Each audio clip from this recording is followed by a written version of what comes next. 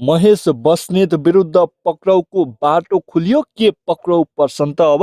दर्शकवृन्द, नेकपा एमालेका सचिव महेश बस्नेतलाई पक्राउ गर्ने कानुनी बाटो खुलेको छ। उच्च अदालत पाटनले मङ्गलबार जिल्ला सरकारी वकिल कार्यालय काठमाडौँ, प्रहरी परिसर काठमाडौँ सहित विरुद्ध परेको रिट निवेदनको सुनवाई गरेपछि पक्राउको बाटो खुलेको हो। अदालतका न्यायाधीश सोमकान्त मैनाली र केशव प्रसाद अधिकारीको संयुक्त इजलासले कारवाही प्रक्रिया अगाडि बढिरहेको र निवेदकको माग बमोजिम उत्प्रेषण युक्त परमादेशको आदेश जारी गरिरहनु नपर्ने भन्दै काठमाडौँ जिल्ला अदालतलाई पक्राउ अनुमतिको बाटो खुल्ला गरिदिएको हो। 2080 चैत 7 गते पीडित महिलाले बस्नेत विरुद्ध जबरजस्ती गर्ने भ्रूण हत्या र डाका चोरी गरेको अभियोगमा जाहेरी दिएकी थिइन्। हुलाक मार्फत दिएको उक्त जाहेरी चैत 13 गते दर्ता भएको थियो। उनले मतियारको रूपमा नवीन बस्नेत, हाल बागमती प्रदेशका मन्त्री किरण थापा, युवा सङ्घका नेता सञ्जीव झा, पोखरा स्थित चरम अस्पतालका सञ्चालक कपिल पोखरेल विरुद्ध जाहेरी दिएकी थिइन्। तत्कालीन एमाले सरकारको दबावमा पीडित महिलाले दिएको जाहेरीलाई जिल्ला प्रहरी कार्यालयका प्रमुख भूपेन्द्र खत्री र जिल्ला न्यायाधिवक्ता चन्द्रप्रसाद रन्जेलले तामेलीमा राखेका थिए। तत्कालीन काठमाडौँ उपत्यका प्रहरी प्रमुख दीपक थापाको समेत जाहेरी तामेलीमा राख्न तीव्र दबाव र भूमिका रहेको थियो। आरोपितलाई पक्राउ गरी बयान लिनुको सट्टा तत्कालीन सरकारको दबावमा प्रहरीले जाहेरी नै तामेलीमा राखेको विरुद्धमा पीडित महिलाले उच्च अदालत पाटनमा रिट निवेदन दिएकी थिइन्। उनको रिटमा उच्च अदालत पाटनका न्यायाधीशहरू ऋषिराज भण्डारी र खडानन्द तिवारीले तामेलीमा राख्नुलाई अन्तिम निर्णय भएको वा मुद्दा नचलाउने निर्णय नभएको हुनाले थप प्रमाणसहित पूरक जाहेरीको आधारमा मुद्दा चलाउने बाटो खुल्ला रहेको फैसला गरेका थिए। जिल्ला सरकारी वकिल कार्यालय काठमाडौँबाट 2081 वैशाख 4मा तामेलीमा राख्ने निर्णय भएको देखिन्छ।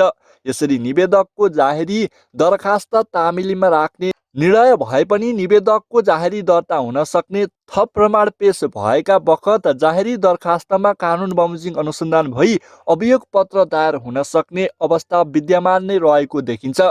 फैसलामा भनिएको छ, प्रमाणको पर्याप्ततामा मात्र मुद्दा चलाउने वा नचलाउने निर्णय गर्ने वैध अधिकार सरकारी वकिलमा भएको स्थितिमा प्रस्तुत विषयको अख्तियार प्राप्त अधिकारीले निवेदकको जाहेरी दरखास्तलाई तामेलीमा राख्ने भनी गरिएको निर्णयलाई निशर्त रूपमा निर्णय गरिएको मान्न मिल्दैन। जाहेरी दरखास्तलाई तामेलीमा राख्ने निर्णय गर्नु र मुद्दा चलाउने वा नचलाउने भन्ने विषयमा निर्णय गर्नु छुट्टा छुट्टै विषय हुन्। यही फैसलाका आधारमा पीडित महिलाले 2081 कार्तिक 6 गते पुनः पूरक जाहेरी लिएर प्रहरी परिसरमा गएकी थिइन्।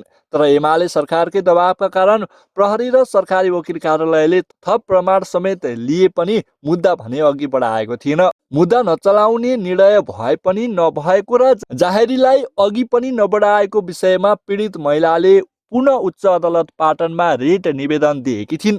तर पछिल्लो राजनीतिक परिवर्तनसँगै सरकारले पीडित महिलालाई न्याय दिने प्रक्रिया अघि बढाएको थियो।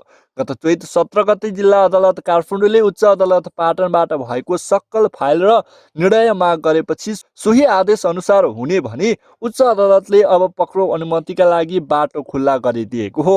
2081 माघ 20 गते सरकारी वकिल कार्यालयले मुद्दा अघि नबढाएको भन्दै उनी उच्च अदालत पाटनमा रिट निवेदन दिन पुगेकी थिइन्। सोही मुद्दामा बुधबार न्यायाधीशहरू सोमकान्त मैनाली र केशव प्रसाद अधिकारीको संयुक्त इजलासले काठमाडौँ जिल्ला अदालतबाट पूरक जाहेरी दरखास्त समेतको आधारमा पक्राउ अनुमतिका लागि अनुरोध गरिएकोमा 2082 चैत 16 गतेमा आदेश भएकाले कारबाही प्रक्रिया अगाडि बढिरहेको भन्ने समेत देखिएको भन्दै उच्च अदालतबाट परमादेशको आदेश जारी गरिरहनु नपर्ने आदेश गरेको छ।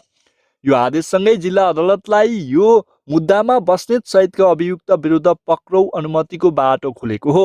काठमाडौँ प्रहरी र सरकारी वकिल कार्यालयले यही फैसलाको आधारमा यसअघि चैत 16 गते भएको आदेशकै आधारमा बस्नेत विरुद्ध पक्राउ अनुमतिका लागि जिल्ला अदालतसँग अनुमति लिन सक्नेछन्। दर्शकवृन्द, तपाईँहरूलाई आजको यस खबर सुनेर मनमा कस्तो प्रसङ्ग आयो, तपाईँको मनमा लागेको कुरा तल कमेन्ट बक्समा कमेन्ट गर्नुहोला। फेरि पनि यस्तै खबरको लागि च्यानललाई सब्स्क्राइब गरेर रहनुहोला। फेरि पनि यस्तै खबर लिएर उपस्थित हुने बाचा गर्दै आजको लागि चाहिँ बिदा दिनुहोला। हस्त नमस्कार, जय नेपाल।